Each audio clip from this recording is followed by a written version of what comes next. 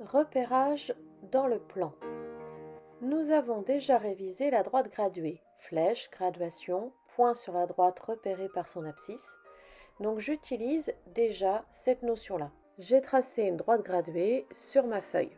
Mais comment puis-je indiquer la position précise d'un point qui n'est pas sur cette droite graduée? Voici un point A placé ailleurs que sur la droite graduée. Je trace une nouvelle droite graduée non parallèle à la première. Au collège, on trace cette droite perpendiculairement à la première droite graduée tracée sur votre feuille. Remarquez bien que cette nouvelle droite graduée passe par l'origine, la valeur 0, de la première droite graduée tracée. Cette nouvelle droite a également une flèche, une graduation, c'est une droite graduée, tracée par contre verticalement. Cette droite porte le nom d'axe des ordonnées. L'ensemble des deux droites graduées est appelé repère du plan. Informations sur le point, notation et vocabulaire. Pour donner l'emplacement précis du point, je vais donner ses coordonnées. Ce vocabulaire est à retenir. Je dois respecter l'obligation de donner la valeur de l'abscisse du point en premier.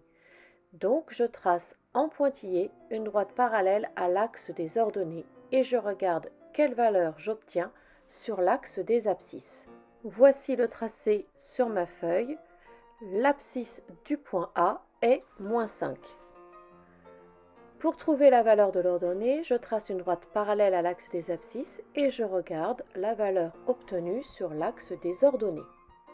Voici la construction sur ma feuille. Je remarque que la valeur obtenue sur l'axe des ordonnées est 4. L'ordonnée du point A est 4. Je note A, parenthèse, -5, point virgule, 4 et je ferme ma parenthèse.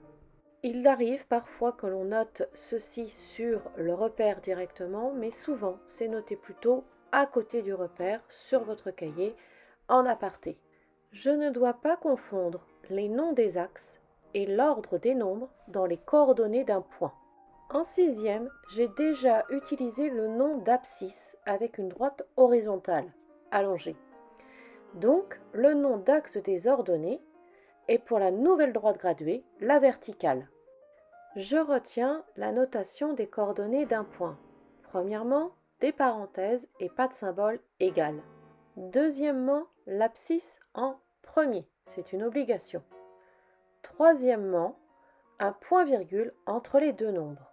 En effet, si j'écris parenthèse 4,5,6, ce n'est pas une notation claire. Je ne sais pas si j'ai 4,5 et 6 ou 4 et 5,6. Par contre, quand j'écris 4,5 point,6, c'est lisible et précis. Moyen mémotechnique. Je remarque que j'ai A comme abscisse allongée. Donc l'axe allongé est l'axe des abscisses. De plus, A est la première lettre de l'alphabet. Donc l'abscisse est la première valeur donnée dans les coordonnées d'un point.